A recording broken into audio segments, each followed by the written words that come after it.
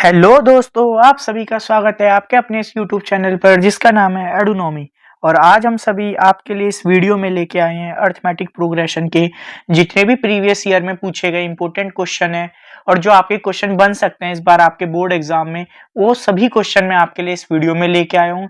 और जितने भी इंपॉर्टेंट कॉन्सेप्ट हैं आपके एपी में, अगर आपने आज से पहले कभी एपी पढ़ा है या नहीं पढ़ा है, कोई मैटर नहीं करता। आपको इस वीडियो में आपको जितने भी क्वेश्चन कराए जाएंगे, आपको सभी क्वेश्चन को ध्यान से देखना है और जितने भी इंपॉर्टेंट क्वेश्चन है आपको ये सभी मेरे साथ लिखते हुए चलना है। जितने भी मैं आपको फॉर्मूले लिखवाऊंगा वो सभी आपको फॉर्मूले लिखते हैं जाने। और आपको बस ये वीडियो कंसंट्रेशन से, फुल कंसंट्रेशन, फुल डेडिकेशन के साथ आपको इस वीडियो में बने रहना है। और अगर आपको वीडियो पसंद आएगी तो आपको वीडियो को लाइक जरूर करना है। तो चलिए हम अपने क्वेश्चन को स्टार्ट करते हैं। तो देखिए, जो अर्थमेटिक प्रोग्रेशन जो आपका चैप्टर है ये एपी का पार्ट है और ये अलजेब्रा, एपी कहते हैं इसे हम एपी, और ये आपके अलजेब्रा का पार्ट है जो कि अलजेब्रा आपके 20 मार्क्स की आने वाली है। और जितने भी चैप्टर हैं अलजेब्रा के वो सभी की मैंने आपकी वीडियो अपलोड कर दी है, तो आप चैनल पे विजिट करके मैथ्स की प्लेलिस्ट में आप देख सकते हैं। तो हर बार की तरह अपना motivational quote, push yourself because no one else is going to do it for you. देखो, आपको मेहनत अपने आप ही करनी पड़ेगी, कोई आपके लिए मेहनत नहीं कर सकता है। जो भी आपको करना है वो सब आपको ही करना पड़ेगा। आपको चाहे मन करे पढ़ने का, ना करे, कुछ भी हो, कैसी भी परिस्थिति हो, आपको पढ़ना ही पड़ेगा। आप सोचें कि कोई आ जाए और जो हमें मोटिवेट करे, कोई हमारा फ्रेंड हो जो हमें सपोर्ट करे, ऐसा कुछ नहीं है। आपको अपनी लाइफ में जो भी करना होगा सब आपको अकेले ही करना है। सब आपकी जब सक्सेस मिल जाती है सब आपके साथ खड़े हैं, पर जब आपकी मेहनत करने का समय होता है उस टाइम कोई आपके साथ नहीं खड़ा है। आप अपने मेंटर खुद हो। तो देखिए, सबसे पहला क्वेश्चन हमारे सामने है एपी का। The common difference of an AP is A15 minus A11 equal to 48। अब देखिए, कुछ बच्चों को अगर ये क्वेश्चन नहीं समझ में आ रहा है तो मैं आपको सबसे पहले एपी में बता देता हूँ। एपी में जो एपी का जो फॉर्मूला होता है कोई भी टर्म निकालने का, एक जो जनरल फॉर्मूला है एपी का, वो होता है a plus N minus one into d. A n आपका क्या होता है, जो भी आपको टर्म फाइंड करनी है।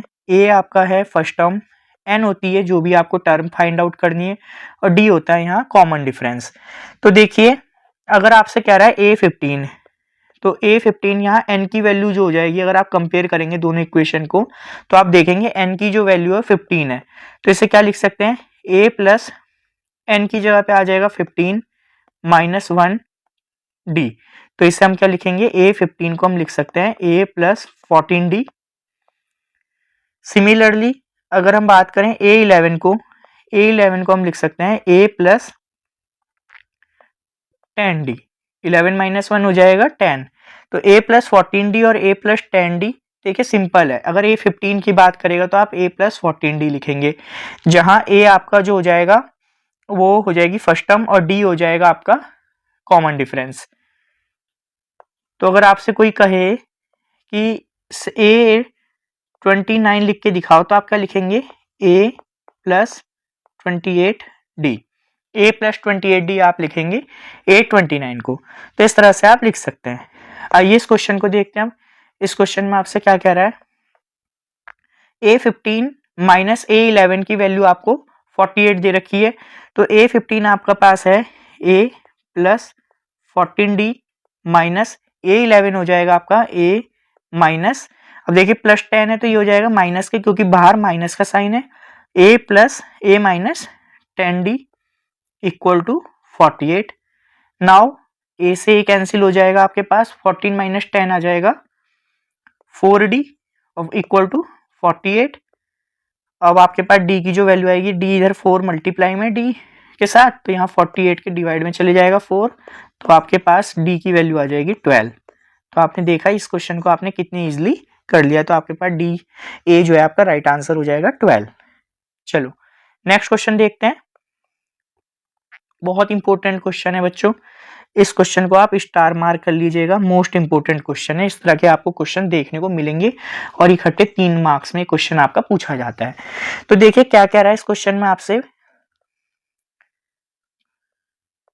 क्वेश्चन कह रहा है if sum of first m terms of an AP, m terms जो है सम m टर्म्स का और sum of its first n terms जो है वो इक्वल है। तो आपको शो करना है कि सेम है ना, यहाँ पर आपको क्या दिया, सेम है दोनों m टर्म्स का एपी का और n टर्म्स जो है एपी का सम दोनों का सेम है। तो आपको शो करना है कि sum of first m plus n terms जो है वो 0 है। तो जैसा कि हमने आपसे पहले ही वीडियो में कहा था स्टार्टिंग में कि अगर आपको नहीं भी पता है तो आपको बिल्कुल चिंता नहीं लेनी, हम आपको सभी इंपॉर्टेंट चीजें बताएंगे। तो देखिए अब बच्चे कह रहे होंगे सर इस लास्ट वाले क्वेश्चन में आपने बताया था किसी भी एपी का कोई भी टर्म निकालनी हो, अगर सपोज करो 14 टर्म निकालनी है तो हम इसे a प्लस 13d के अकॉर्डिंग कर देंगे। तो a आपकी जो होगी वो टर्म हो जाएगी, फर्स्ट टर्म हो जाएगी, d कॉमन डिफरेंस। तो इस तरह से आप कोई भी टर्म निकाल सकते हो। पर सर यहाँ तो वो सम की बात कर रहा है, सम ऑफ द टर्म। तो सम क्या फॉर्मूला क्या होगा, तो देखिए सम की मैं फॉर्मूला की बात करूंगा तो हो जाएगा s n equal to n by two a plus N minus one. देखो हम इसे ना नेक्स्ट उस पे पेज पे देखते हैं। देखो कोई भी सपोज करो एक एपी है आपकी, तो एपी में जो टर्म्स होती हैं वो इस तरह से होती हैं, A2 A3 A4 A5 इस तरह से आपकी टर्म होती हैं और ये चलती जाती हैं। ठीक है, अब आपको क्या करना हो, इनका सभी का टर्म्स का सम निकालना हो। तो सम का फॉर्मूला होता है S n equal to n upon two a plus N minus one into d. ठीक है, एस एन इक्वल टू होता है n upon two a plus N minus one into d. आपको सभी को पता है एस एन, अगर सपोज करो आपके पास दे दिया हो एस टेन इक्वल टू 400, मान लो आपको दे रखो या 4000 लिख लेते हैं चलो। तो एस टेन की वैल्यू, एस टेन का मतलब क्या है कि सम ऑफ 10 टर्म, शुरू के जो 10 टर्म होंगी उनका जो सम है वो 4000 है। इसका मीनिंग ये होता है। अब आप देखो एस एन को आप क्या लिख सकते हो, और क्या लिख सकते हैं हम एस एन को, एस एन का जो है 2a, तो इसे मैं लिख सकता हूँ a plus N minus one into D. तो अभी हमने देखा था a plus N minus one into d, आपके पास क्या था a प्लस, अभी a plus N minus one d को क्या लिख सकते हैं हम a n। तो आपके पास एक फॉर्मूला एस एन का ये भी आ गया, s n equal to n by two a plus A n माने जो भी आपको टर्म दे रखी है। ठीक है, और क्या लिख सकते हो आप इसी को, हम ए एन को ये भी लिख सकते हैं कि लास्ट टर्म है। जैसे लास्ट टर्म आपको निकालनी हो, किसी भी एपी की लास्ट टर्म आपको फाइंड आउट करनी हो, तो उसके लिए हम लिखते हैं a plus N minus one into d. Sir यहाँ n जो हो जाएगा वो हो जाता है आपका जो भी लास्ट टर्म है। सपोज करो उसने कहा एपी के अंदर जो है 40 टर्म है, तो ये बताओ टोटल जो है टर्म वो 40 टर्म है एक एपी के अंदर, तो ये बताइए लास्ट टर्म कितनी होगी। तो उसके लिए भी फॉर्मूला हो जाएगा। देखो अल्टीमेटली है तो 40 टर्म पूछ रहा है, अगर आपसे कहे कि ए 40 बताओ तो इसका मतलब उसमें एपी में कितनी भी और भी टर्म हो सकती हैं, 50 60 100 वो कितनी भी हो सकती है, पर उसने कहा कि उससे एपी में 40 ही टर्म्स हैं। तो जब 40 ही टर्म्स हैं तो एन इक्वल टू 40 होगा, तो आपके पास फॉर्मूला भी सेम रहेगा ना, ए एन का वहां पर आपसे 40 भी टर्म पूछ रहा है वो, और जब उसने कह दिया इस एपी में 40 ही टर्म है तो वो उसके लास्ट टर्म हो जाएगी, तो आप उसे रिप्लेस कर सकते हो एल से। तो एस ए का एल का फॉर्मूला हो गया a plus N minus one into d, और एस एन को हम बताइए हम लिख सकते हैं ना ए प्लस एल भी लिख सकते हैं, अब N upon two a plus L. तो एक फॉर्मूला आपके पास ये भी आ गया एस एन का। तो आपने देख लिया होगा इस तरह से किस एस एन की फॉर्मूले, सम ऑफ एनेट टर्म, कितनी भी एनेट का मतलब होता है कोई सी भी टर्म। सपोज करो एनेट का एन जो है आपके पास वो 100 है, तो इसका मतलब 100 टर्म का सम। अगर एन जो है वो आपके पास 55 है, तो मतलब शुरू की 55 टर्म्स का सम। तो इस क्वेश्चन में आपसे कह रहा है कि sum of first m terms of an AP और sum of first n terms. तो कभी भी बच्चे इस तरह के क्वेश्चन को देख के आपको घबराना नहीं होता, बिल्कुल भी, बहुत इजी होते हैं ऐसे क्वेश्चन। तो देखिए हमारे पास n का जो फॉर्मूला है वो एस एन का s n equal to n upon two a plus N minus one into d है। अब वो कह रहा है कि फर्स्ट m टर्म्स मतलब जो एस एम है, और sum of first n terms. अब देखो m का मतलब ऐसे मान लो कि 10 टर्म, और n का मतलब मान लो 15 टर्म से शुरू की 10 टर्म और 15 टर्म का सम जो है वो सेम है। तो यहाँ पर आपके पास 10 और 15 दे रखा होता तो आप बड़े आराम से लिख सकते थे, पर यहाँ पर उसने m और n की फॉर्म में दे दिया, तो आप बड़े आराम से भी लिख सकते हो ना, s M equal to S n है, जो शुरू की m टर्म्स है वो n टर्म्स के सम के इक्वल है। तो एस एम क्या हो जाएगा आपका m अपॉन टू, फॉर्मूला लगाएंगे ना n की जगह पे अब m आ जाएगा 2a plus n minus n की जगह पे आ जाएगा आपके पास m minus one into D equal to.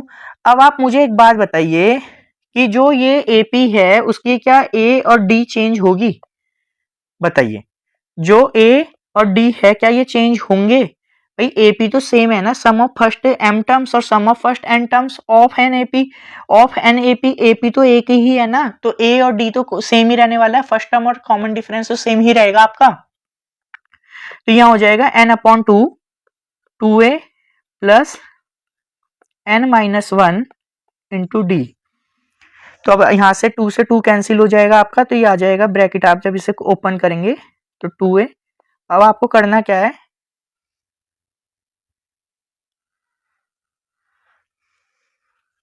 आपको देखिए,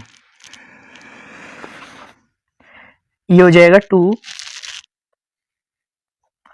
टू ए एम प्लस, अब आपको m माइनस वन डी की मल्टीप्लाई मत करो, बस ऐसे लिख दो आप m minus one into D equal to two A N plus n minus one into D.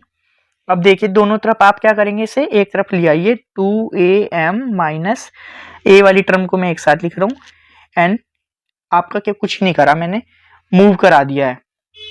जो भी आपकी ये RHS में थी ना, उन्हें मैं LHS में ले आया हूँ। तो m माइनस वन डी, फिर कितना आएगा minus n minus one into D equal to 0। अब आप देखो शुरू की दोनों टर्म्स में a कॉमन है और 2 भी कॉमन है, तो 2a कॉमन आ जाएगा, तो यहाँ आ जाएगा m माइनस एन, और इन दोनों में क्या कॉमन है, d कॉमन है, प्लस d, तो यहाँ बचेगा क्या m minus one minus n minus one, ये आपके पास बचा इक्वल टू में 0 आ गया। अब यहाँ पर आपका हो जाएगा 2a m minus n plus D. अब देखो अंदर आप मल्टीप्लाई करोगे तो ये आ जाएगा m square minus m minus n square plus bracket खुलेगा, तो ब्रैकेट ओपन करोगे तो ये हो जाएगा प्लस के माइनस माइनस प्लस हो जाएगा, तो ये हो जाएगा आपके पास n, ओके, इक्वल टू 0। अब हम क्या करते हैं, 2a m minus N plus, देखिए डी, अब आप देखिए M square minus N square, एक साथ लिख लेता हूं मैं, M square minus N square को, और माइनस एम प्लस एन, इन्हें एक साथ लिख लिया इक्वल टू 0। अब देखिए मैं नेक्स्ट पेज पे कर देता हूं, तो 2a m minus N plus d, आपके पास ब्रैकेट में कितना है, m square minus N square, यहाँ m square minus N square है तो आइडेंटिटी लग जाएगी, a square minus b square की, तो हो जाएगा m plus n, m minus n, और फिर क्या आता है आपके पास, ये माइनस है एम प्लस एन, तो हम क्या करते हैं माइनस कॉमन ले लेते हैं, माइनस कॉमन ले लेंगे तो एम माइनस एन बचेगा, माइनस कॉमन ले लिया तो अंदर क्या बचेगा, एम माइनस एन। कुछ नहीं हुआ बच्चों, यहाँ पर अगर आपने माइनस कॉमन ले लिया तो m तो हो जाएगा आपका प्लस का और n हो जाएगा माइनस का, साइन चेंज हो जाएंगे ना, माइनस का लेंगे तो इक्वल टू 0, आपके पास आ गया इक्वल 0। तो अब क्या होगा, 2a m minus N plus D. अब देखिए आप m प्लस एन और m माइनस एन, दोनों में m माइनस एन कॉमन आ रहा है, तो मैं m माइनस एन को कॉमन निकालूंगा, तो यहाँ बचेगा m plus N minus one, m minus N बाहर आ गया तो इसकी जगह पे बचा 1 इक्वल टू 0। अब आप देखिए दोनों में 2a में भी m माइनस एन है और d के साथ भी m माइनस एन है, तो हम m माइनस एन को कॉमन निकालेंगे, तो ब्रैकेट में हमारे पास क्या बचेगा, 2a plus m plus N minus one into में d इक्वल टू 0 आ गया। अब ये m माइनस एन आपका राइट हैंड साइड चले जाएगा, तो क्या बचेगा, ओनली आपके पास 2a m plus N minus one into D equal to 0, इस इक्वेशन नंबर हम मान लेंगे 1। तो इतने में बताइए किसी को कोई डाउट? कुछ नहीं किया हमने, S M equal to S N था, तो हमने दोनों तरफ फॉर्मूला खोल के हमने सॉल्व कर लिया, ठीक है। अब आपके पास क्या कह रहा है, वो आपको first m plus N term को 0 शो करना है, तो 0 कैसे शो करोगे आप, तो सबसे पहले हम देखते हैं कि S M plus N term होती क्या है, तो हमें पता है कि n की जगह पे आ जाएगा इस बार m upon m plus N upon 2। Already बच्चों आप बहुत ज्यादा समझदार हो चुके हो, देखो अभी आपने देखा था कि एस एन का फॉर्मूला क्या था, S N upon N upon two, 2a plus N minus one into D. तो जब n था तो आपने n रखा, इस बार आपके पास m प्लस एन है तो आप m प्लस एन अपॉन 2 रखोगे। तो बताओ इसमें कोई डाउट है क्या आपको, कोई डाउट है? नहीं है, चलिए देखो अब तो n की जगह पे आपके पास आ गया 2a प्लस m, n की जगह पे आपके पास आ गया m प्लस n, ब्रैकेट में क्या होता है n माइनस 1, तो यहाँ पर हो जाएगा आपके पास n की जगह पे m plus n minus 1 into D equal to 0, sorry equal to 0 तो ये प्रूफ करना है। अब आप देखिए इक्वेशन 1 में आपके पास क्या है 2a plus m plus n minus 1 into D की वैल्यू कितनी है 0 है, तो यहाँ भी तो यही टर्म है आपके पास सेम। देखो 2a plus m plus n minus 1 into D, इसकी वैल्यू तो आपके पास ऑलरेडी इक्वेशन 1 में आपके पास 0 दे रखी है, तो आप क्या करोगे S m plus n upon 2 को आप किसके मल्टीप्लाई करा दोगे 0 से, तो आपके पास आ जाएगा S m plus n equal to 0, और यही आपको प्रूफ करना था कि शुरू की m प्लस n टर्म्स का सम 0 के इक्वल है, तो ये आपने प्रूफ कर दिया, हैंस प्रूफ। बताइए क्वेश्चन आपको समझ में आ रहा है बच्चों, कितने इजीली हम चीजों को सीख रहे हैं। देखिए नेक्स्ट क्वेश्चन आपसे कह रहा है if an AP the sum of 3 consecutive term is 24 and the sum of their square is 194। बच्चों इस क्वेश्चन को भी आप स्टार मार्क कर लीजिए, ये भी बहुत इंपॉर्टेंट क्वेश्चन है। इस तरह के क्वेश्चन भी आपसे काफी बार पूछे जाते हैं और आप देखेंगे इस वीडियो में भी आपको इस तरह के और भी क्वेश्चंस देखने को मिलेंगे।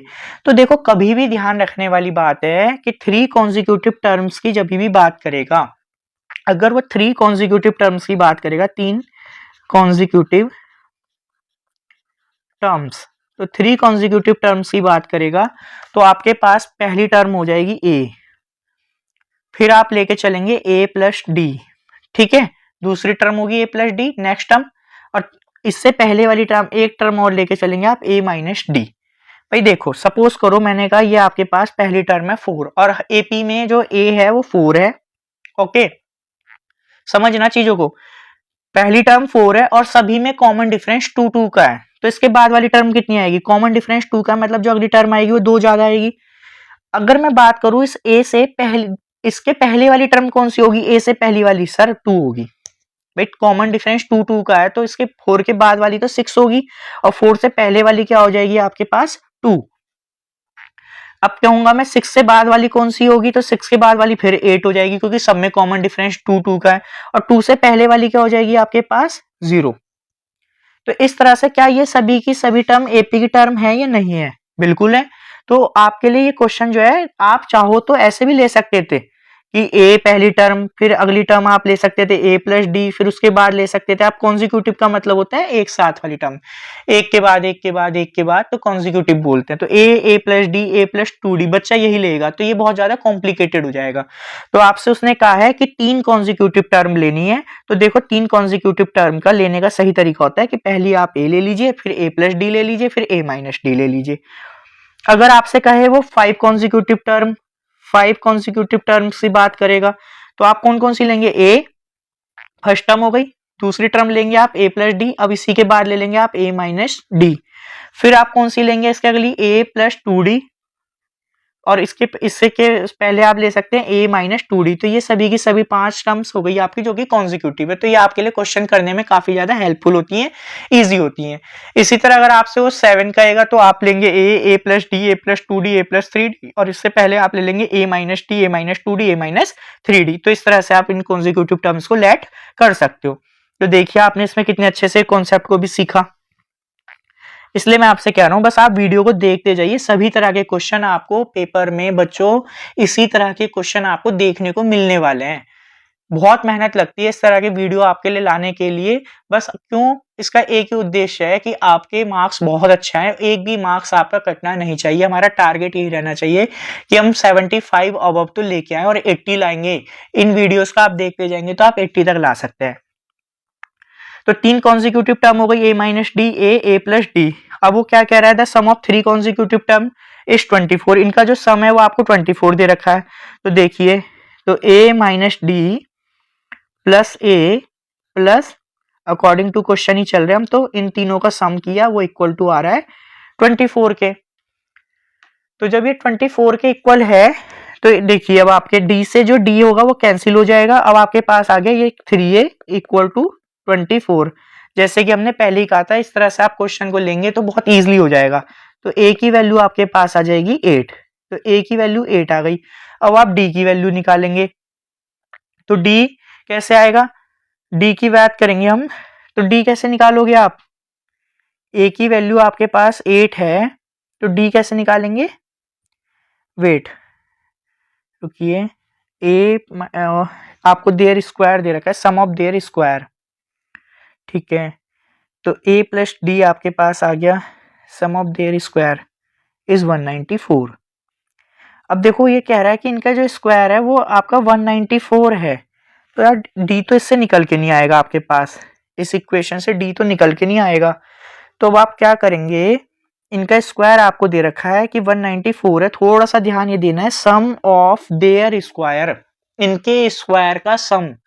देखो एक चीज होगी सम ऑफ देयर स्क्वायर, एक हो सकता है स्क्वायर ऑफ देयर सम, तो स्क्वायर देखो नाम में ये स्क्वायर ऑफ देयर सम, इनके सम का स्क्वायर करना, तो इनका पहले सम करना पड़ेगा फिर आप स्क्वायर करेंगे, जबकि आपको क्या रखा है सम ऑफ देयर स्क्वायर, इनके स्क्वायर का सम, तो पहले इनका स्क्वायर करेंगे, तो a माइनस डी का square plus a square plus a plus d का स्क्वायर इक्वल टू आपके पास है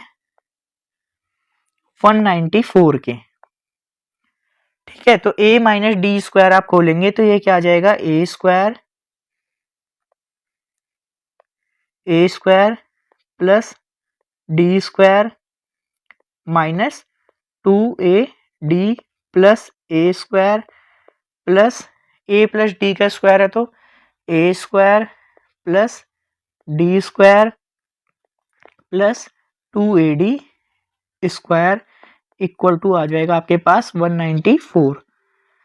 तो अब देखिए माइनस 2ad और प्लस 2ad ये आपके कैंसिल आउट हो जाएंगे, और तो कुछ कैंसिल नहीं हो रहा, ए स्क्वायर ये हो जाएगा आपके पास 3a square plus d square ये हो जाएगा प्लस के 2d स्क्वायर इक्वल टू आपके पास है 194। अब ए स्क्वायर की आप ए की वैल्यू आपको पता है 8 है, 8 का स्क्वायर आप रखेंगे plus 2d square equal to 194, तो 8 का स्क्वायर हो जाएगा 64, और 64 की आप 3 से मल्टीप्लाई करेंगे तो कितना आ जाएगा, 64 की आप 3 से मल्टीप्लाई करेंगे तो कितना आएगा, 3 4 जा 12 और 3 6 जा 18 और 119, तो ये आ जाएगा 192, इधर आएगा तो माइनस में आ जाएगा आरएचएस में, तो 2d स्क्वायर की वैल्यू आपके पास आ रही है 2, और 2 से 2 कैंसिल हो जाएगा, तो डी स्क्वायर की वैल्यू आ जाएगी आपके पास प्लस माइनस 1। ये बात ध्यान रखनी है, डी स्क्वायर इक्वल टू अगर आपके पास 1 आएगा तो डी की वैल्यू 2 आएंगी, एक तो आएगी प्लस के 1, एक आएगी माइनस के 1। तो आप देखिए अब आपके पास दो वैल्यू आ गई हैं डी की, तो अगर हम पॉजिटिव वैल्यू लेते हैं तो डी इक्वल टू 1 लेंगे, तो अब 3 कॉन्जिक्यूटिव टर्म कौन सी आएंगी, तो 8 पहली तो आपके टर्म पास है ए, तो एक तो आपके पास आ गई 8, ए तो आपके पास आ गई, एक मिनट इस को, पहली टर्म में आपके पास अगर आप डी को 1 लेके चलेंगे तो एक तो आपके पास आ गई 8, दूसरी है आपके पास 8 प्लस ए प्लस डी है, तो ये कितना हो जाएगा आपके पास 8 प्लस 1 जो कि हो जाएगी 9, और फिर है a माइनस डी, तो ये हो जाएगी 8 माइनस 1 जो कि होगी आपकी 8 माइनस 1 कितना हो जाएगा 7। तो जब d की वैल्यू आपकी 1 थी, अब की बार d की वैल्यू आपने ली है माइनस के 1, तो माइनस के 1 लेंगे तो a तो आपके पास 8 आएगा।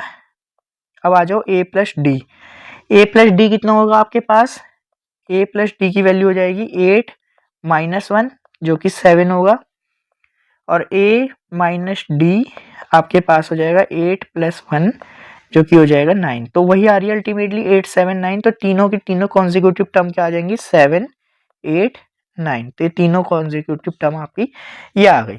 तो इस तरह से आपने इस क्वेश्चन को देखिए कितने आराम से कर लिया और कितने अच्छे से आपने इसमें कॉन्सेप्ट भी सीख लिया। नेक्स्ट क्वेश्चन आपसे कह रहा है k plus 7 2k minus 2 2k plus 3 are 3 consecutive terms of an AP then the value of k। Most important question है, आपको ये क्वेश्चन आना चाहिए। अब देखो क्या कह रहा है वो, ये तीनों टर्म्स जो हैं आपकी, ये तीनों टर्म्स जो हैं वो कॉन्जिक्यूटिव टर्म्स हैं। कॉन्जिक्यूटिव टर्म्स क्या होती हैं, जो एक के बाद एक के बाद एक टर्म्स होती हैं। तो इस क्वेश्चन को आप कैसे करेंगे, इस क्वेश्चन में k प्लस 7 2k प्लस 2, पहले मैं इन टर्म्स को लिखना चाहता हूं। तो ये AP की टर्म है k प्लस 7 2k माइनस 2 और 2k प्लस 6। एक सेकेंड,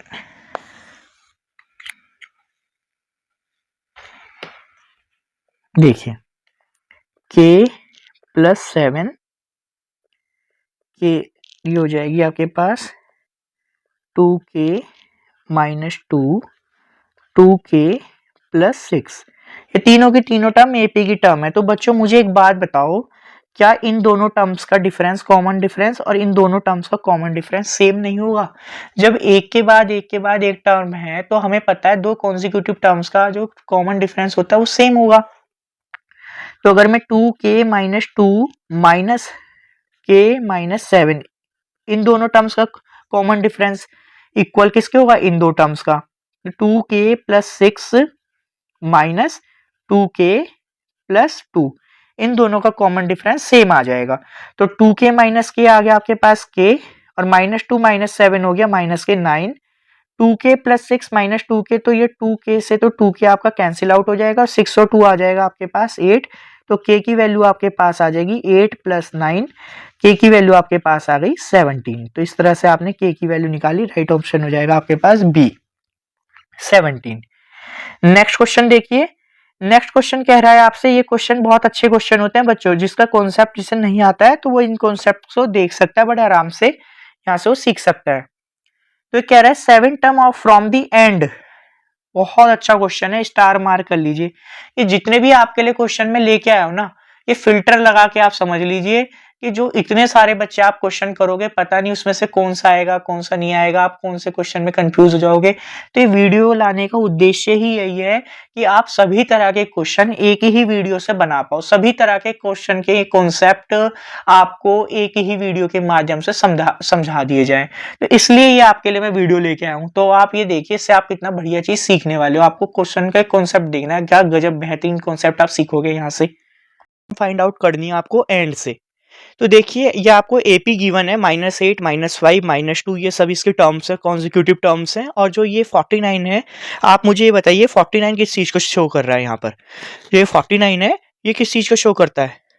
देखो -8 -5 -2 ऐसे टर्म्स चलती जा रही हैं और लास्ट में आपके पास आ रहा है माइनस के 49। तो बच्चों ये जो 49 होगा ये उसकी लास्ट टर्म हो जाएगी। तो देखिए ये जो L है ये आपके पास हो जाएगा ये इस क्वेश्चन में 49। ठीक है, अब आपसे पूछ रहा है कि वो ये बताइए लास्ट से 7 टर्म कौन सी है। तो पहले तो हम ये देखेंगे कि इसमें टर्म्स है कितनी, टोटल टर्म्स कितनी है। तो इसके लिए हमारे पास जो L का फॉर्मूला होता है, अभी हमने बात करी थी, जो L होता है वो आपके पास हो जाएगा A plus n-1 into D. तो L आपके पास है 49। अब आप कह रहे होंगे सर A और D क्या होते हैं? तो पहले भी मैंने आपको बताया था, A जो होती है वो फर्स्ट टर्म होती है और D जो होता है वो कॉमन डिफरेंस होता है। कॉमन डिफरेंस क्या होता है कि दो टर्म्स के बीच में गैप कितने का है। तो अगर हम बात करें तो A आप देखेंगे तो इस क्वेश्चन में A जो है वो आपके पास है -8। और D कैसे निकालते हैं? तो D निकालने के लिए फॉर्मूला होता है आपके पास A2 माइनस A1।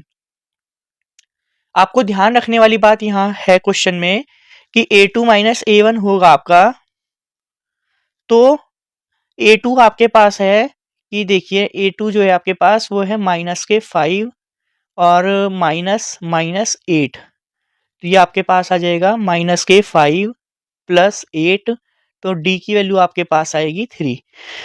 अब यहाँ ध्यान क्या रखना है कि ये AP आपको गिवन है कि ये AP है, दिस इज एन AP।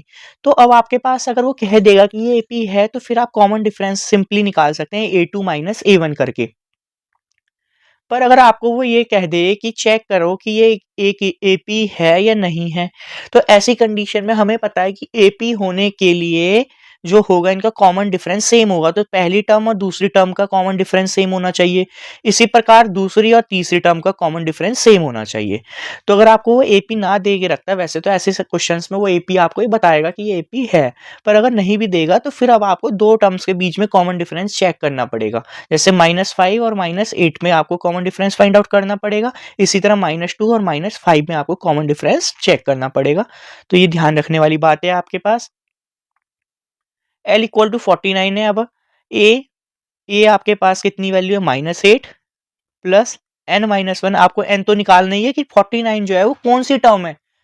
जो 49 जो भी टर्म होगी आपकी, वही आपके क्या हो जाएगा, इस एपी की टोटल टर्म्स हो जाएंगी, क्योंकि 49 जो है वो इसकी लास्ट टर्म है। तो -8 प्लस n-1 और डी आपके पास है 3।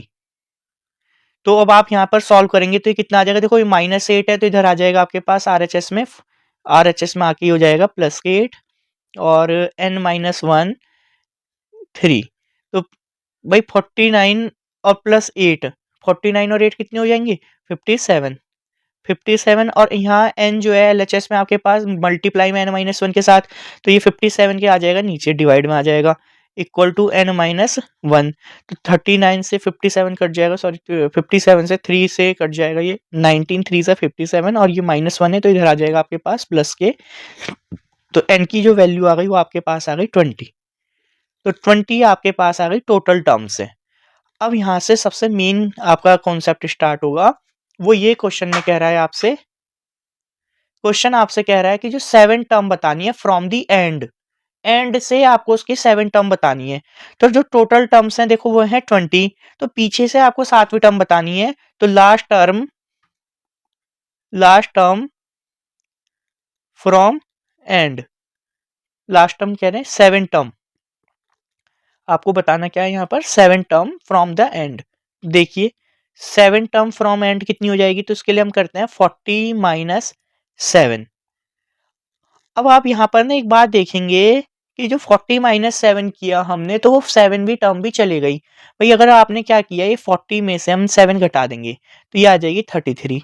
तो बच्चे जो 33 टर्म है, अगर आप देखेंगे तो 30 टर्म कौन सी है, 33 को अगर आप काउंट करेंगे तो 33 34 35 36 37 38 39 40। तो ये एक्चुअल में क्या आ रही है, ये आपकी 7 टर्म नहीं है, ये आपकी 7, जब हमने -7 करा तो ये आपकी 7वीं टर्म भी चली गई। तो ऐसी कंडीशन में हम उसे वापस लाने के लिए क्या करेंगे, +1 करेंगे, तो यहाँ पर आपकी 7 टर्म आ जाएगी। एक्चुअल में जो 33 है वो 8th टर्म आ रही है पीछे से, क्योंकि आपने -7 किया है, तो 7वीं टर्म तो चले जाएगी। हमें तो 7वीं टर्म बतानी है, तो हम 40 - 7 +1 करेंगे तो आपके पास आ जाएगा 34। तो जो 34 होगी आपकी, ये लास्ट से 7 टर्म हो जाएगी। ये बात ध्यान रखनी है आपको, जो 34 होगी ये लास्ट से 7 टर्म होगी। तो अब आपको सिंपली क्या करना है, A34 आपको काउंट करना है। और हमने पहले ही सीखा था A प्लस क्या लिखते हैं हम, n-1, तो यहाँ हो जाएगा 34 - 1। ये मैंने आपको बता दिया वैसे, पर आपको बार बार ये लिखने की जरूरत नहीं है, आप सिंपल लिख सकते हो A + 34 को A + 33D।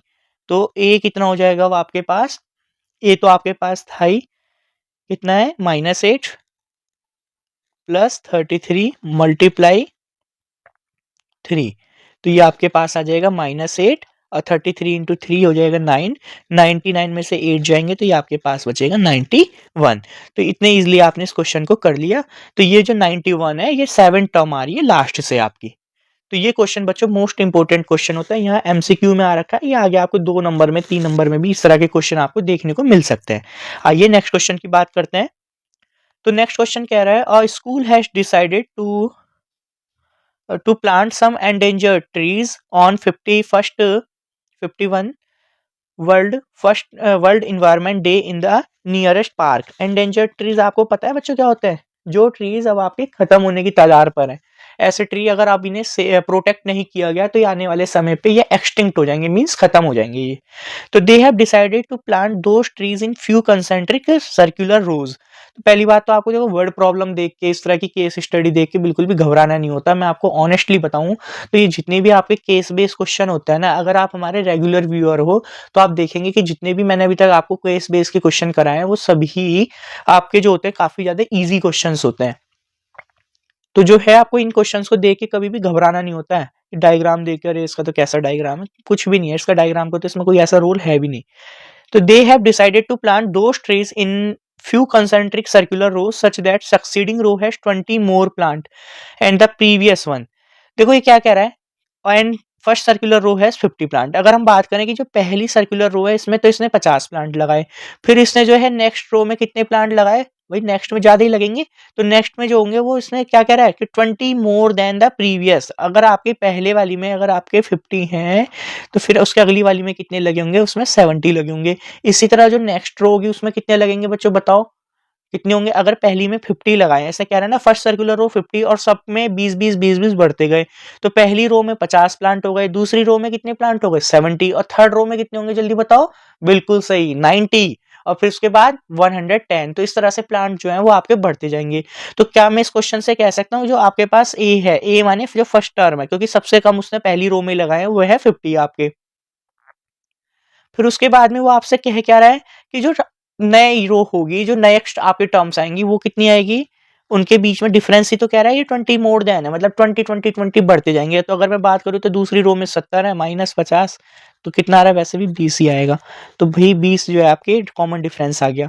अब आपसे क्वेश्चन में देखो, और मैं आपको एक बात बताता हूँ, अगर आपने ए और डी निकाल लिया ना तो आप किंग हो।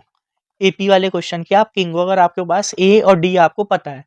कुछ भी टर्म्स कह दे, कुछ भी आपको फाइंड आउट करने को कह दे, तो फिर आप जो है कोई भी क्वेश्चन को कर सकते हो अगर आपको कॉमन डिफरेंस वो दे देगा तो।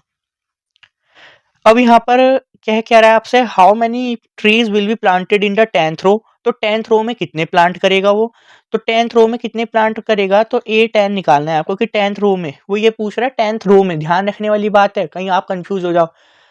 अगर वो आपसे पूछता कि ये बताओ शुरू की फर्स्ट 10 टर्म्स में कितनी 10th रो में कितने प्लांट उगा दिए शुरू की फर्स्ट 10 टर्म्स में, तो फिर आप सम निकालते। पर आपसे वो पूछ रहा है how many tree will be planted in 10th row, 10th row में कितने प्लांट किए गए हैं, तो फिर ए 10 आपके पास आएगा ए प्लस 9 डी। तो ए आपके पास है 50 प्लस, ये फर्स्ट पार्ट कर रहे हैं हम, ए प्लस 9 डी, तो 9 इंटू 20, तो ये आपके पास हो जाएगा 50 और 180, तो ये हो जाएगा आपके पास 230। तो 230 प्लांट जो है वो उसने ग्रो किए हैं 10th रो में। देखो आपने कितने आराम से इस क्वेश्चन को बना लिया। अब वो पूछ रहा है how many trees will be planted in the 8th row and then in 5th row, कि 8th रो और 5th रो के बीच में ये बताओ कितने ज्यादा प्लांट ग्रो किए गए हैं। तो बेसिकली आपसे क्या रहा है कि भाई ए 8 जो है आपकी रो है उसमें कितने ट्रीज प्लांट किए गए, -A5, यही तो, इससे ही तो निकालेंगे हम। भाई सपोज करो मैंने कहा तीसरी रो में उसने 100 पेड़ लगाए और पहली रो में उसने 50 पेड़ लगाए, तो इनका डिफरेंस कितना आ गया, तो 50 का आ गया। तो आपने क्या करा, थर्ड रो के plant minus second first row के प्लांट कर दिया। सिमिलरली आपको कह रहा है how many more plant will be, कितने ज्यादा प्लांट उगाए गए, तो ग्रो कितने हुए 8th रो और 5th रो में, common difference, sorry common difference नहीं, डिफरेंस पूछ रहा है, तो ए 8 माइनस A5 लिखेंगे। तो ए 8 को हम क्या लिख सकते हैं, अभी हमने पढ़ा था कि सर जी ए 8 को हम लिख सकते हैं ए प्लस 7D माइनस ए माइनस 5D। सर प्लस क्यों नहीं आया, क्योंकि बीच में माइनस है, तो प्लस माइनस माइनस हो जाएगा, तो ए माइनस 5D। अब देखिए ए से तो ए कट जाएगा, 7D माइनस 5D, अगर आप सॉल्व करेंगे तो ये आ जाएगा आपके पास 2D। 2D आ गया, 2D आ गया, तो 2 मल्टीप्लाई कितना होगा 20, तो कितना डिफरेंस आ गया इन दोनों के बीच में 40 का। तो ये भी क्वेश्चन आपने बड़े आराम से इस क्वेश्चन को कर लिया। नेक्स्ट क्वेश्चन वो आपसे पूछ रहा है, if 3200 trees are to be planted in park, अगर आपको 3200 3200 पेड़ अगर आपको उगाने हैं, तो how many rows are required, तो आपको कितनी रोज की रिक्वायरमेंट होगी। तो देखो आपको कह रहा है कि यहाँ हम जो मानेंगे ये मान लेंगे कि 3200 आपके पास प्लांट है। अच्छा 3200 प्लांट ये पूछ रहा है आपसे कि 3200 प्लांट अगर आपको उगाने हैं तो फिर आपको कितने उसके, तो ये सम दे रखा है आपको बेसिकली जो है टोटल ट्रीज का, टोटल ट्रीज का ये जो है आपके पास ये सम है, और आपको ये बताना है कि कितनी रोज की रिक्वायरमेंट होगी। ए हमारे पास कितना है बच्चों, ए हमारे पास कितना है 50, और जो कॉमन डिफरेंस है डी वो आपके पास है 20। तो यहाँ एस एन का फॉर्मूला लगेगा। देखो क्वेश्चन में फॉर्मूला लगा के सॉल्व करना बहुत इजी होता है, पर अगर हम बात करें क्वेश्चन को समझना, क्वेश्चन को अगर आप एक बार समझ गए ना बच्चों, और वो ये जो क्वेश्चंस आपके लिए लेके आए हैं वो उनका मेन पर्पज है कि आप क्वेश्चन को एक बार सीख जाओ कि क्वेश्चन को समझना कैसे है और उसमें आपसे पूछ क्या रहा है। अब क्या होगा, if 3200 tree are planted to be in the park, तो 3200 अगर आपको प्लांट करना है तो ये नहीं पूछ रहा है वो 3200 कौन सी रो में 3200 होंगे, टोटल आपको 3200 अगर प्लांट ग्रो करना है तो आपको कितनी रोज की रिक्वायरमेंट होगी। तो बस थोड़ा सा कॉन्सेप्ट को आप आराम से देखा कीजिए कि पूछ क्या रहा है, हबड़ा दबड़ी में ये मत करना कि डायरेक्ट आपने ये बता दिया कि कौन सी, खुद सोचो देखो यार लॉजिकली क्या 3200 ट्री एक रो में लगाए जा सकते हैं, तो कितना डिफिकल्ट टास्क होगा ना। केस बेस का मतलब ये होता है कि आपके रियल लाइफ की सिचुएशन के बेस पे क्वेश्चन पूछा जाए, तो 3201 में नहीं लगाए जा सकते। ये भी मैंने आपको इसका एक मेथड बताया समझने का। तो एस एन का फॉर्मूला भी हम जानते हैं, एस एन बराबर क्या होता है आपके पास n/2 2a plus n-1 into D. तो आपके पास Sn तो है 3200, n आपसे पूछ रहा है वो निकालने को 2 मल्टीप्लाई ए की वैल्यू आपके पास 50 है, प्लस n आपको फाइंड आउट करना है। भाई ये इंपॉर्टेंट क्वेश्चन है, जहां भी n की आपको Sn दे देगा और n पूछेगा तो एक 3 नंबर में क्वेश्चन आता है ये। तो आप देखिए ये बहुत अच्छे से इस क्वेश्चन को आपको देखना है कि क्वेश्चन किया कैसे जा रहा है। तो 2 मल्टीप्लाई 50 n माइनस 1 डी आपके पास जो है वो है 20। तो इसे कैसे करेंगे, सबसे पहले तो ये 2 इधर डिवाइड में n/2 तो इधर जाएगा, ये मल्टीप्लाई में तो 32 की मल्टीप्लाई 2 से करोगे तो ये आ जाएगा 6400। फिर आपके पास है n 250, ये हो जाएगा आपके पास 100। फिर है n माइनस 1 20, तो ये हो जाएगा 20n माइनस 20। ठीक है भाई, ब्रैकेट खोल दिया ना मैंने, 20 के n से मल्टीप्लाई कर दी, 1 से कर दी तो 20। तो अब ये कितना हो जाएगा 6400, ये होगा 100n plus 20n square minus 20n। Multiply हो गई ना, बाहर जो n था उसकी मल्टीप्लाई कर दिया अंदर। अब आप देख रहे होंगे इसमें 6400 और 20n स्क्वायर में पहले लिख लेता हूँ क्योंकि इसकी पावर बड़ी है। 100 माइनस 20 करेंगे तो ये आपके पास आ जाएगा 80n।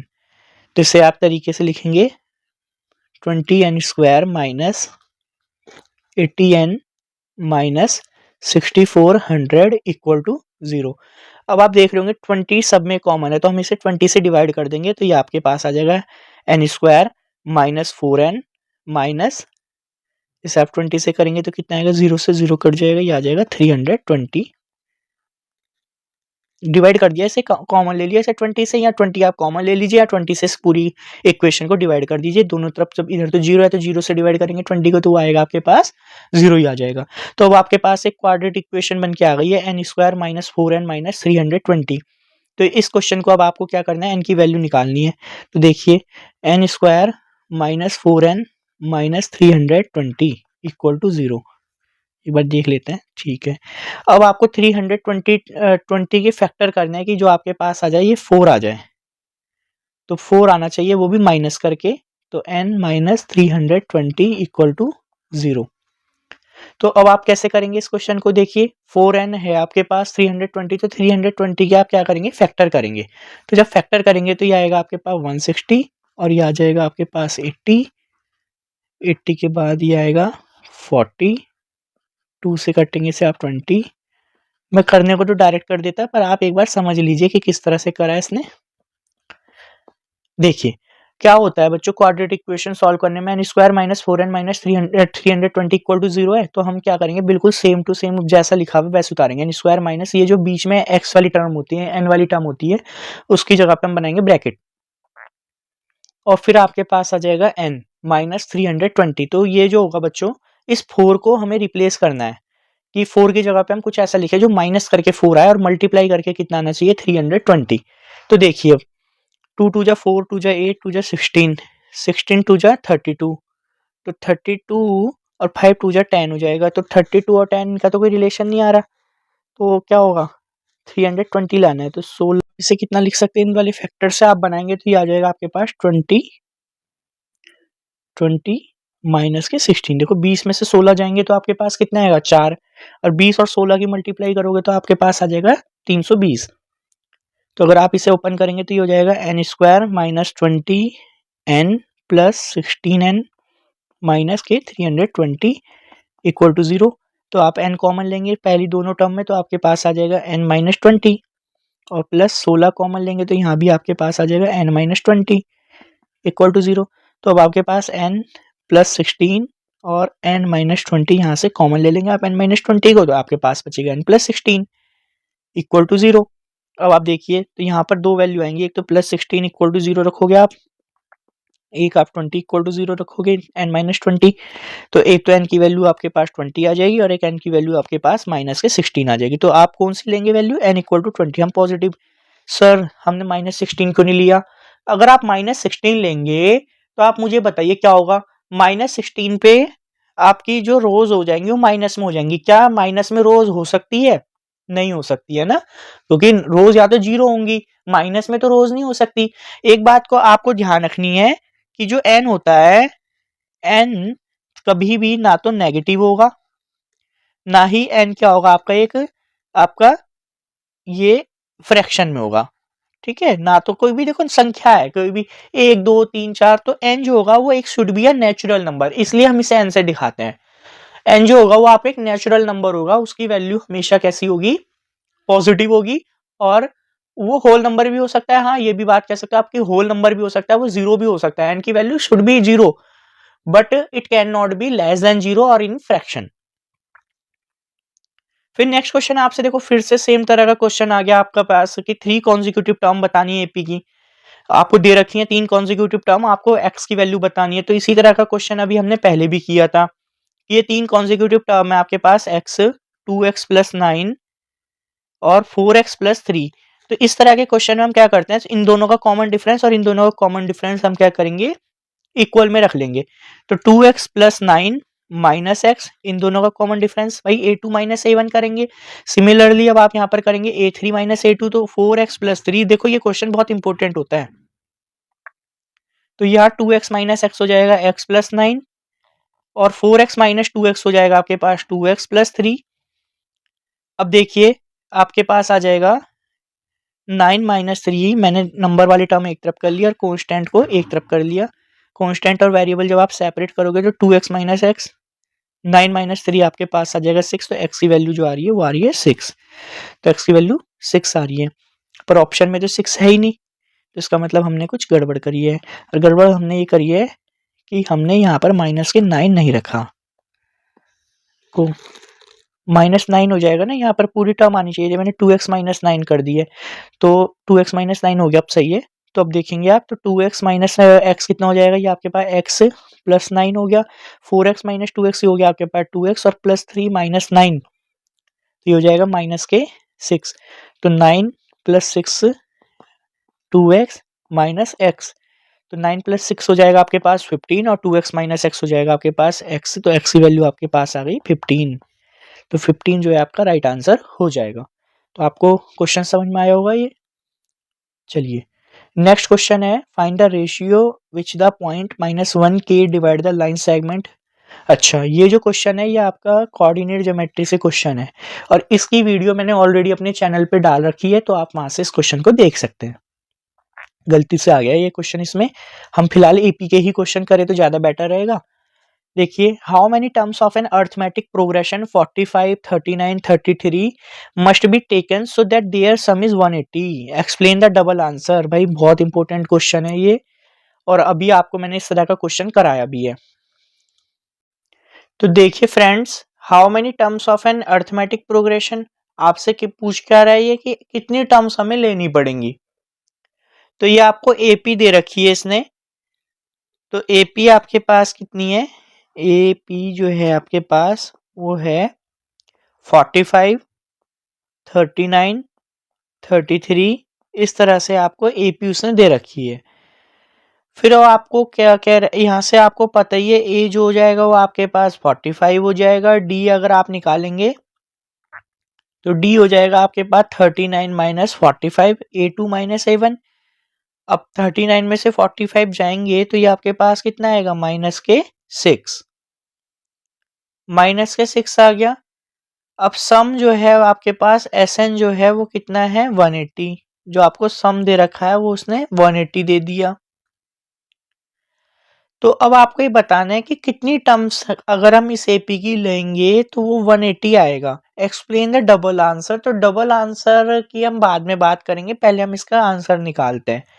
तो Sn का फॉर्मूला हम जानते हैं, Sn का फॉर्मूला होता है आपके पास Sn equal to n upon 2a plus n minus 1 into D, ये हमारे पास Sn का फॉर्मूला है।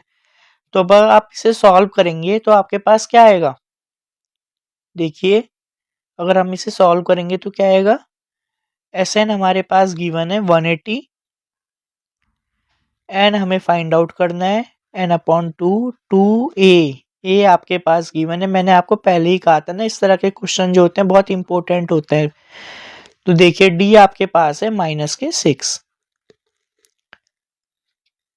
अब 2 इधर मल्टी डिवाइड में n के साथ, तो इधर मल्टीप्लाई में जाएगा, तो मल्टीप्लाई में जाएगा तो इधर आपके पास RHS LHS में हो जाएगा 360, 45 इंटू 2 आपके पास आ जाएगा 90 प्लस एक काम करते हैं, हम ब्रैकेट को भी ओपन कर लेते हैं। तो ब्रैकेट जब हम ओपन करेंगे तो माइनस एन की मल्टीप्लाई जब -6 के साथ होगी तो आ जाएगा -6n, और -1 की मल्टीप्लाई जब -1 के साथ होगी तो ये आ जाएगा +6। और बाहर आपका n एज इट इज रहेगा। अब आप ब्रैकेट ओपन करेंगे तो 360 90n -6n स्क्वायर +6n। तो आप जो है इसे सॉल्व करेंगे तो ये आएगा 360 और 90n +6n हो जाएगा आपके पास 54n, सॉरी 96n। तो माइनस के 6n स्क्वायर और प्लस के 96n। तो अब आप इसे जब सेट करेंगे तो ये -6n स्क्वायर है, हम इसे ऐसा करते हैं RHS में लेके चलते हैं तो ये हो जाएगा 6n स्क्वायर, और ये प्लस के 96n है तो हम इसे RHS में लेके जाएंगे तो माइनस के 96n, और RHS में आपका 360 था वो एज इट इज आपका मेंटेन रहेगा। अब आप देखिए कि 6, 96 और 316 में कॉमन क्या आ रहा है, 6 कॉमन आ रहा है तो हम इसे 6 से ही डिवाइड कर देंगे। तो जब 6 से डिवाइड करोगे तो आपके पास आ जाएगा n स्क्वायर। सर हम इसे डिवाइड क्यों करते हैं, एक्चुअल में 6n स्क्वायर -96 ये थोड़ा सा लेंथी क्वेश्चन है, तो अगर हम इसे 6 से डिवाइड भी कर देंगे तो आपके आंसर में कोई फर्क नहीं पड़ेगा, क्योंकि हम दोनों तरफ 6 से डिवाइड करेंगे। सर दोनों तरफ इधर LHS में भी और RHS में, सर RHS में तो बट 0 है तो 0/6 कितना हो जाएगा, तो 6 ही हो जाएगा, 0 ही आ जाएगा आपके पास। तो इसलिए कोई भी आंसर पे आपको कोई भी फर्क देखने को नहीं मिलेगा, इसलिए हम इसे क्या करते हैं दोनों तरफ डिवाइड करते हैं तो बैलेंस रहती है। इक्वेशन का मतलब ही क्या होता है, LHS और RHS, तो LHS और RHS आपके मेंटेन रहने चाहिए। तो इसलिए हम इसे 6 से डिवाइड कर देते हैं, इक्वल टू 0 है। अगर यहाँ पर इक्वल टू 121 होता तो आपको फिर उसे भी 6 से डिवाइड करना पड़ता है, ये बात ध्यान रखेंगे। तो ये हो जाएगा n स्क्वायर, माइनस के 96 है तो ये हो जाएगा 96 को आप करेंगे तो 96 कितनी बार आएगा, 6 1 6 बचा 16, वेट 6 1 6 तो 36 बचा ना, तो 6 6 36 n प्लस ये आ जाएगा आपके पास 60 इक्वल टू 0। तो अब आपके पास फिर से क्वाड्रेटिक, जब भी n पूछेगा ना आपको SN दे रखा होगा तो क्वाड्रेटिक इक्वेशन जरूर बनेगी। तो ये आ जाएगा n square -16n plus 60 equal to 0। तो यही हमारी इक्वेशन है। अब इसे हम कैसे लिखेंगे, सबसे पहले मैंने आपको बताया था n square as it is उतारो, माइनस का साइन है माइनस लिखो, और जो बीच में होता है आपका जिसकी पावर 1 होती है वेरिएबल की, तो उसकी ये जो कॉफिशिएंट होगा जैसे 16 उसकी जगह पे आ जाएगा bracket n plus 60 equal to 0। अब ब्रैकेट में साइन कौन सा आएगा, जो n के पीछे साइन है, तो प्लस का साइन है तो आप प्लस का लगा देंगे। अब 16 लाना है, 60 को ऐसे फैक्टर करो, 60 के आपको ऐसे फैक्टर करना है कि जो 16 आ जाए, तो कितने हो सकता है आपके मल्टीप्लाई करके 60 आना चाहिए। तो इससे एक बात तो पक्की है कि जो है एक डिजिट तो आपकी 10 होगी, क्योंकि मल्टीप्लाई करके जब ही आ सकता है 0। तो यहाँ हो जाएगा 10 10 और 6। जब 10 और 6 को हम ऐड करेंगे तो आपका कितना हो जाएगा, वो हो जाएगा 16। तो आपके पास हो जाएगा n minus 10 n minus 6n। भाई साइन का ध्यान रखा करो, जब भी आप ब्रैकेट खोलते हो तो जल्दीबाजी में ऐसे मत कर देना, प्लस के 6n उतार दिए बाहर, माइनस का है तो प्लस माइनस माइनस, माइनस के 6n प्लस 60 इक्वल टू 0। तो अब आप दोनों में कॉमन लेंगे तो ये हो जाएगा n माइनस 10, माइनस कॉमन लेंगे और 6 भी कॉमन आ रहा है इधर, तो ये हो जाएगा n माइनस 6। ये बात भी ध्यान रखनी है आपको, क्या करना है यहाँ पर n, देखो यहाँ 6 कॉमन है तो 6 भी, पर बाहर माइनस का साइन है तो अंदर वाला जो साइन है वो चेंज हो जाएगा, ये बात ध्यान रखनी, क्योंकि ब्रैकेट खोलोगे अल्टीमेटली वो प्लस ही आ जाएगा। जब आप माइनस की मल्टीप्लाई करोगे अंदर, तो जब ब्रैकेट खोलोगे तो प्लस ही आ जाएगा। तो ध्यान रखा करो, जब बाहर माइनस है तो अंदर के साइन चेंज हो जाएंगे। यहाँ 6 नहीं आएगा, यहाँ आएगा 10 इक्वल टू 0। तो अब देख रहे होंगे आप n माइनस 10 दोनों में कॉमन आ रहा है, तो हम n माइनस 10 को कॉमन लिख लेंगे और बचेगा क्या हमारे पास n माइनस 6 इक्वल टू 0। अब आप यहाँ देखिए, अब आता है double answer n minus ten equal to 0। तो एक तो वैल्यू आपके पास आ रही है n की 10 और एक आ रहा है n माइनस 6 इक्वल टू 0। तो आपके पास एक n की वैल्यू आ रही है 6। अब केस बनेगा यहाँ, अब आपसे कह रहा है कि ये आप देखो दोनों वैल्यू पॉजिटिव है, ये तो n की तो दोनों वैल्यू हो सकती है कि या तो आप क्या करो शुरू की जो है इन सभी टर्म्स को 10 टर्म ले लो तब भी 180 आएगा, या आप क्या करेंगे कि 6 टर्म लेंगे तब भी आएगा। तो बच्चों अब यहाँ पर डबल आंसर क्या होता है, एक्सप्लेन कैसे करोगे आप उसे डबल आंसर को। तो देखिए ये एपी आपकी 45, 39, 33, तो ये 6 6 6 कम होती भी जा रही है। तो अब ऐसी कंडीशन में अगर हम शुरू की 10 टर्म्स लेंगे तो कुछ आएंगी पॉजिटिव टर्म और कुछ आएंगी नेगेटिव टर्म, तो उनका सम आ जाएगा 180। या आप जो है n इक्वल टू 6 लेंगे तो उसमें ओनली पॉजिटिव टर्म्स आएंगी, तो ऐसे में भी सम आपके पास 180 आएगा। तो इस क्वेश्चन में आपका डबल आंसर क्या हो जाएगा कि फॉर n इक्वल टू 10 और n equal to 6, if we take n equal to 10, n equal to 6, we get sum is 180 for this AP। इस AP के लिए हम चाहे शुरू की 10 टर्म्स ले लें या शुरू की 6 टर्म ले लें, दोनों का जो सम है वो 180 ही आने वाला है। क्यों आएगा मैंने आपको बता ही दिया है, क्योंकि ये एपी कम होती भी जा रही है। अगर हम 10 टर्म्स लेंगे तो उसमें कुछ माइनस की टर्म्स आ जाएंगी, तो माइनस की टर्म आपकी जो आएंगी तो उसकी वजह से वो क्या होगा, आंसर पहले तो बढ़ेगा उसमें से माइनस हो जाएगा तो 180 आएगा। अगर हम शुरू की 6 टर्म्स लेंगे तो 6 टर्म्स का सम ही 180 के इक्वल आ जाएगा। तो इसलिए ये जो है डबल आंसर ये सेटिस्फाई करेगा। तो आपने बता देना है डबल आंसर में सिंपल इतना है, फॉर n इक्वल टू 10 और n equal to 6 the sum is 180। कुछ भी ले लीजिए आप, 180 ही आने वाला है। नेक्स्ट क्वेश्चन देखिए, in an AP first term आपके पास a है, nth टर्म आपके पास 84 है, सम ऑफ फर्स्ट टर्म आपको फाइंड आउट करना है। अच्छा n टर्म्स का सम भी आपको दे रखा है, तो ये पूछ रहा है n इज इक्वल टू, देखो तो मैंने आपको बताया था एपी के आप किंग कब हो, जब आपके पास a और d पता हो। तो आपके पास a पता है आपको 7 है और an पता है आपको 84 है, पर ये नहीं पता है ये n कितनी है, n की वैल्यू कौन सी आएगी यहाँ पर ये नहीं पता आपको। तो सबसे पहले तो हम ए एन का फॉर्मूला जानते हैं। ए एन का फॉर्मूला होता है a plus N minus 1 into d. अच्छा कुछ बच्चे सोच रहे होंगे सर ये ए एन 84 है और ये एस एन 2093/2 है, ये है क्या। तो बेसिकली ये ए एन जो है ना ये टर्म है कि अगर मान लो इसका 19 है आंसर, तो 19 टर्म 84 है और सेम S19 जो सम ऑफ शुरू की 19 टर्म्स हैं वो है 2093/2। तो बेसिकली ये an जो है वो आपका वो टर्म है और जबकि sn जो है उतनी टर्म्स का सम है। तो वो उस n की वैल्यू के लिए आपको इसको क्वेश्चन को करना है कि वो ऐसा n है कौन सा कि जो 84 आ रही है टर्म, वो वही वाली टर्म आपकी सेम n की जो वैल्यू है वो 84 आ रही है। मीन्स जब भी वो 19 टर्म है या 20 टर्म है तो 84 आ रहा है। इसी तरह वो उन टर्म्स का सम कितना है। तो सबसे पहले यहाँ पर खेला ही है कि आपको n निकालना है। तो देखिए a equal to 7, a n equal to 84। अच्छा इस क्वेश्चन को हम ऐसे क्यों करें, हमने एक फॉर्मूला पढ़ा था, देखो फॉर्मूला ही काम आएगा। अब आपके पास देखो कितना इजी क्वेश्चन बन गया। हमने एक क्वेश्चन फॉर्मूला पढ़ा था कि एस एन इक्वल टू होता है आपके पास n/2 a plus A N. याद करो ये पढ़ा है नहीं पढ़ा, a plus A N. S N आपके पास दे रखा है 2093/2 और n/2 आपको फाइंड आउट करना है, n की वैल्यू फाइंड आउट करनी है। a आपके पास 7 है और ये आपके पास 84 है। वाह रे कितने आराम से क्वेश्चन हो जाएगा। 2 से 2 कट जाएगा आपके पास, 7 प्लस 84 आ जाएगा आपके पास 91। तो 2093 इक्वल टू आपके पास आ जाएगा 91n और ये 2093 डिवाइड में जाएगा 91 इक्वल टू n।